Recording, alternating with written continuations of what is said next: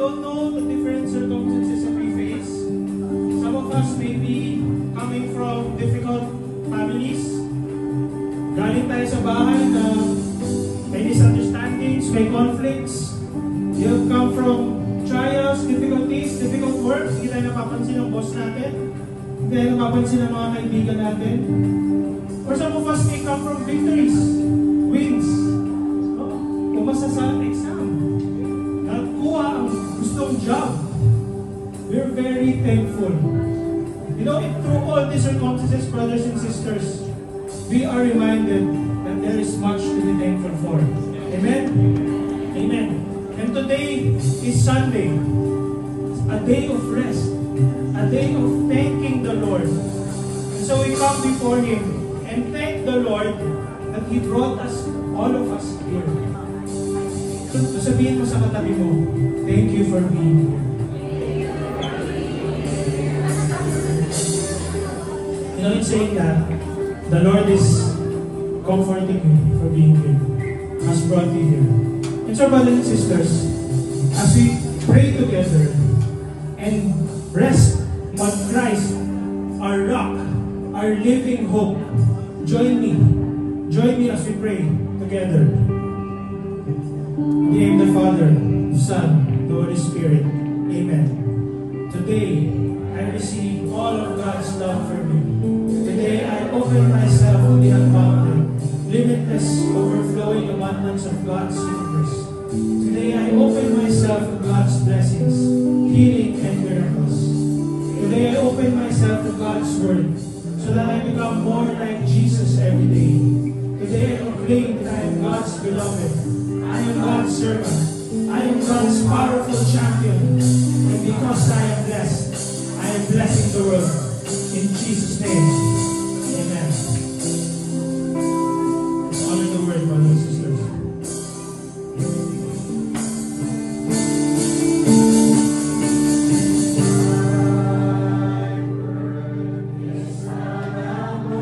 My feet and a light unto my path. With the word of amen, the Lord.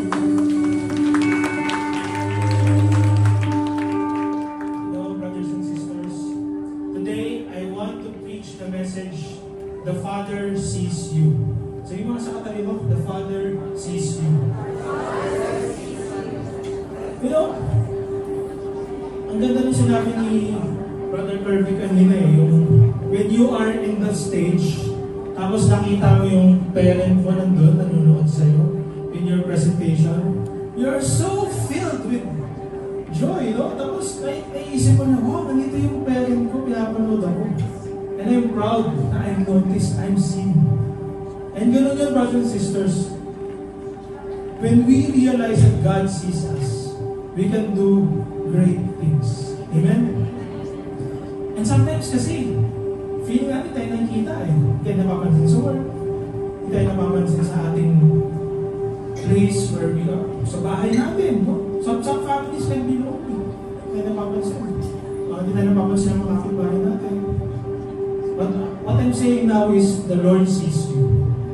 Amen? Amen. And you know, brothers and sisters, we're in the middle of our Sermon on the Mount series titled, The Good Life. The Good Life. Do you agree it's a good life? Yes. It's a good life, no? After 5 talks, parang tayo umakit sa bundok, no? Although dito tayo sa bundok, di ba? Pero we're still climbing this mountain together with Jesus. Where He's calling us to this higher kind of life. Actually, we just finished the 6, but I say to you. Diba, alam niyo yung mga last talks natin? This and this, but I say to you, sabi ni Jesus. And in talk 6, ngayon, it's not yet finished, emphasizing the spirit over the letter of the law. Sabihin nyo ngayon, spirit over the law. Because that's what we have to remember. There are laws, but what's the spirit behind this? Ano yung meaning ng law? And today, I'm glad to share to you that we'll dive into the Jewish tradition. Ang tawag nito, 3 duties of religion. Ano ito? Giving. Tzedakah. Hindi ko naman tzedakah. Praying. Tefillah. And fasting. Sabihin nyo kayo? Ta'anin. Fasting, ta'anin. Ta'anin. You know, these words can be familiar, but through the centuries, sa Catholic, sa Orthodox, Evangelical churches, tinatawag ito sa iba-ibang names. Sabi nila, pwede itong pillars of piety, spiritual disciplines, or Lenten practices. Kaya familiar siya eh. Pero ako, brothers and sisters, tayo, we like calling them simply habits of love. Sabihin nyo nga, habits of love. Habits of love. Napansin nyo, giving, prayer, fasting. Saan natin narinig madalas yun? Lent, di ba? Giving, prayer, fasting. But it's actually part of our community life. Part na yun ng buhay natin. Halimbawa, sa feast. Every feast, ngayon, we have a love offering. Diba? Love offering. And not too long ago, we have a 4-part teaching. May series tayo on generosity. Nalaman niyo, hindi siya matagal na, no? It's entitled More Than Enough. Sabihin mo nga, More Than Enough. Because in that series, we want giving to be our lifestyle and identity. Diba? May dream pa nga tayo dun eh. Sana, dumating yung point na hindi na tayo nag-distribute ng love offering envelope. Sabihin nyo bakit? Kasi, bigay na tayo ng bigay. We don't have a need for it now. No? Each of us gives generously and it's become a lifestyle. But until then, we pray and we trust that the Lord will provide. Amen? Next, prayer. Sabihin nyo prayer. The entire feast is one big prayer. Diba? We sing. Narinig natin mga tayo. We pray bold prayers. Big prayers. And dun sa mga larger feast natin, I'm sure naka-attend yun. May mga PICC friends tayo dito. We have the highest form of prayer, which is the Mass. And we also teach everyone to develop a daily prayer habit. Kaya nga, di ba, nakikita nyo sa feast app, merong dinake, companion, sabat, lahat yun nandun. Para lahat tayo nakakapag-pray and nakakapag-reflect in our daily Bible. Amen? And third, fasting. Ito, mas common ito sa Holy Week. In fact, meron yung fasting guide dun sa ating sa feast. Binibigay sa atin how to do the fasting.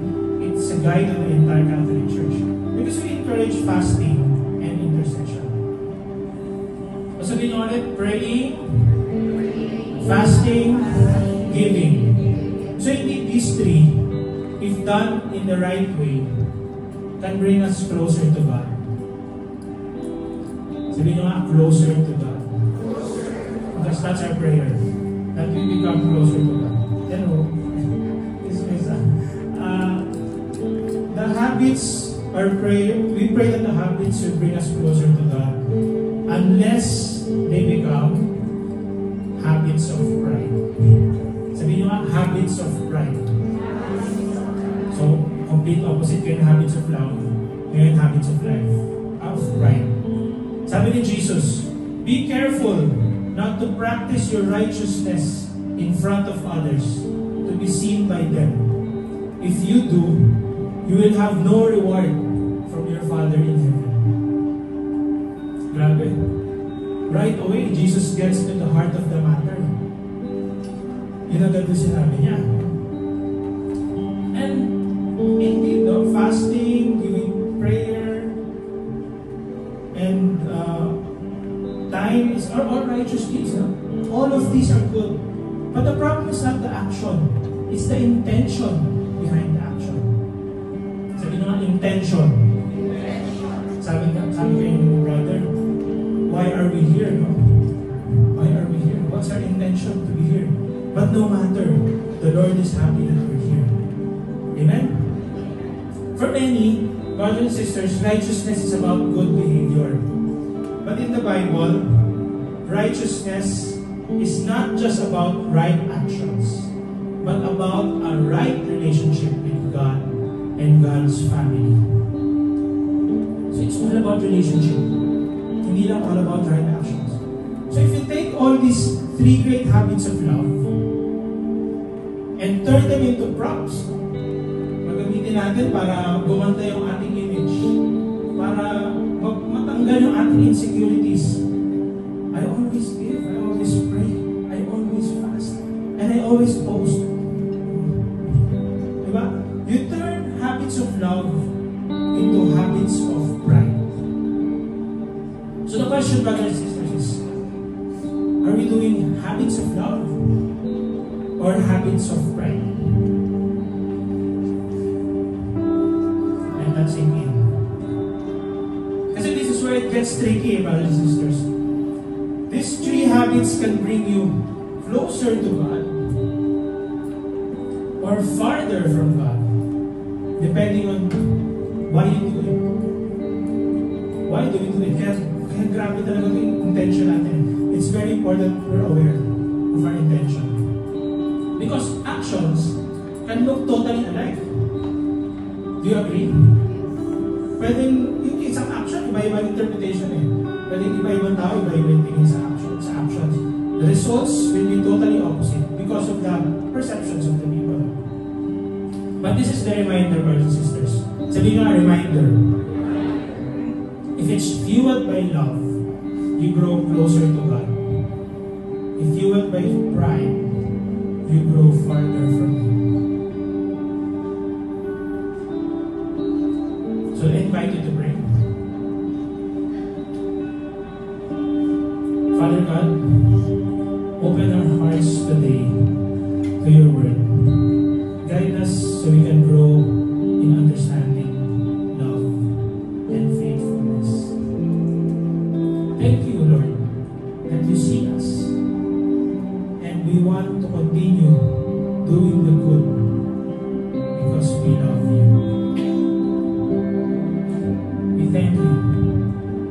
And we ask that you continue to guide us as we grow closer and closer to you, as we follow your word. And so together, brothers and sisters, let's lift our hands once again and praise the word.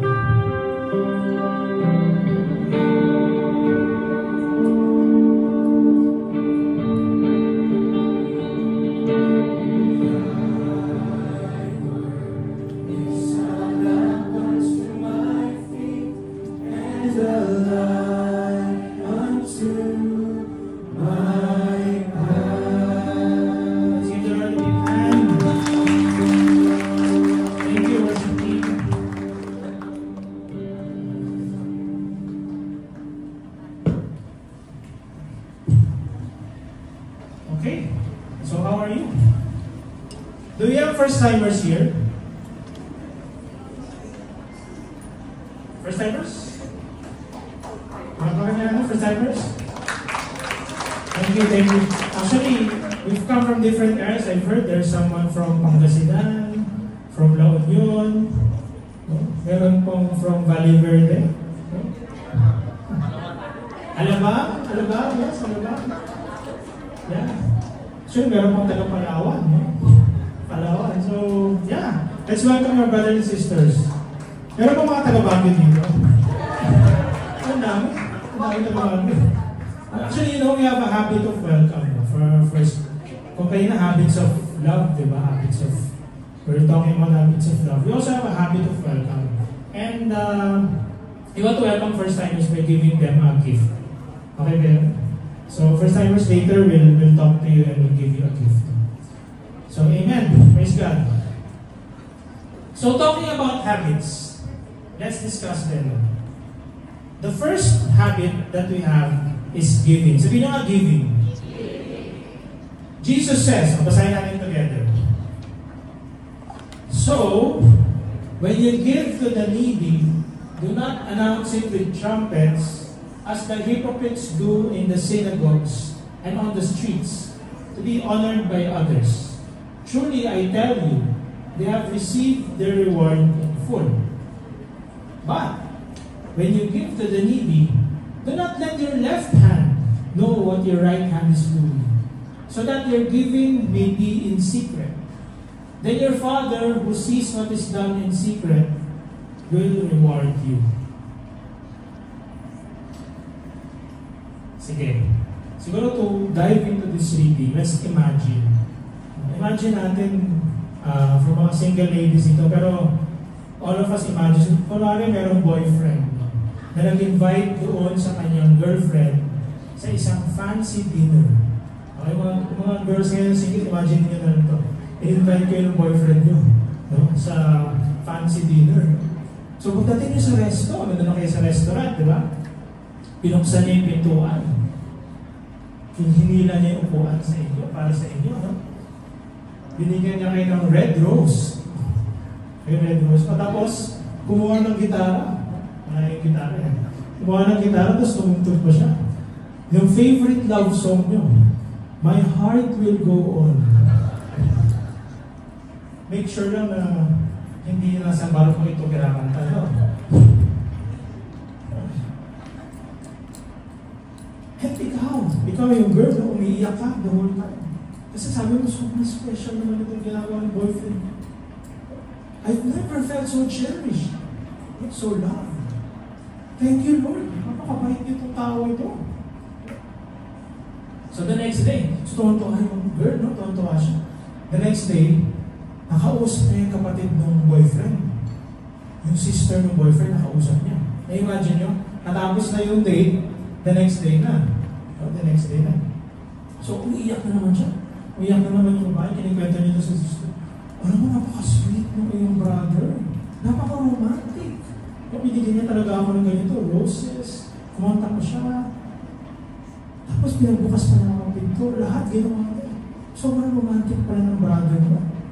And then she asked, yung kapatid, yung sister, sabi niya, medyo may sarcasm yung boses. Sigurado ako. Puro mga picture taking yun, tsaka mga videos, the whole time. Siyempre, sagot na babae. Siyempre, 3 camera nga siya eh. May left, may right, may drone pa. So, paano nagka-drone? Hindi ba nasa restaurant kayo? Eh, garden resto eh. So, may drone. So, grabe, no? So, sobrang elaborate ng video taking no? Production, parang wedding na. No? Date lang ito, parang naging wedding na. No? Pero yung sinabi ng sister the next, removed all the joy. Kinuha na lahat ng joy. Sabi niya, ano mo kasi, sis, yung brother ko, meron siyang ex. Yung ex na yun, nung sila pa, pinagsabihan niya tong brother ko na hindi ka naman ganito ka-expressive. No? Hindi ka nagbibigay ng effort. So, iniwan niya yung brother niya. Iniwan yung girl, yung brother. And he was so devastated. So last week, sabi ng brother ko sa akin, meron daw kayong date. And i-record niya yung buong date niyo. At ipopost niya sa Instagram para sabihin niya dun sa kanyang ex na, o diba, yung expressive naman ako. So, grabe, kung makita mo yung post na yun, diba, imbis na My Heart Will Go On. Ang title ng post is My Drone Will Go On. Kasi tuloy-tuloy yun. Tuloy-tuloy yung recording, no? And then really, the point was not pure, no? It was selfish, no? At this point, we realize our heart is broken for the girl. Kasi hindi pala pure yung intention ng guy. He was doing it for himself. They were acts of love.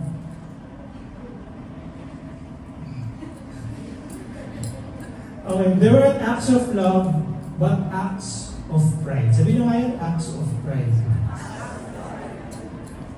You know, this is, let's face it, brothers and sisters, madali kasi to turn kindness into a performance. No? Piety, yung religiosity, yung pagdadasal, pwedeng maging performance siya. Pride. So pride, no? It can wear many costumes. When we look around, iba-iba yung image ng pride. So, yung iba, they do it very loudly. They talk about their good deeds, lahat ng mga na-accomplish nila. May kita nyo pa kayo mukha nila kung saan-saan, di ba? Some politicians do this. They post their pictures and they say, I'm the reason this project happened. Kung wala sa akin, wala itong project na to. And that's why I think it's banned, no? Pinagbabawal na yung ganon ngayon. But it still happens, no? It still happens. No? So yung iba, very loud. Yung iba naman, very sneaky. Sabihin nyo nga, sneaky. Sabi nila, gagawin nila after doing their good deeds, they'll say, oh, wala naman ito. Huwag yung nakapansinin. Kaya may natapos silang magandang project, outreach program, or a foundation, or a building. Sabi niya, oh, sa mga cameras, I am so humbled by this success of mine and my team. Parang kontra, no? I'm so humbled by this success. But even if the word is humble, humility, the feeling that it exudes is pride. It's pride. So, loud pa rin. And then they'll post it. So, in effect, they still draw the attention to themselves. No? So, napansin nyo, habits of love draw the attention away from ourselves and from the one we love. And the habits of pride draw the attention to ourselves. Iba yung intention, iba yung effect. Malino ba? Yes. And we can fool ourselves. We can say, hindi naman ako ganun. Hindi naman ako yung parang tulad ng tao na yun ang laging nagyayabang. No? Pero ang totoo, sabi niyo, ang totoo, we can be worse. We can be worse because we want to appear good and humble before others. This is very tricky, di ba? When you say that you're humble, hindi ka na humble. So you can't say it. So when Jesus said, do not let your left hand know what your right hand is doing, He was exaggerating. Exaggerating. Sabi mo, exaggerating. Nakasabi mo, exaggerating. Exaggerate talaga. To make a point. To make a point. Sinasabi ni Jesus, just do it. Just do it. Stop keeping score. Huwag mo na bilangin ko ilang beses ka nagbigay ng tumulong. Stop trumpeting your goodness to the world. Because, ang sabi sa atin, don't do it for your fans. Do it for your Father. Amen?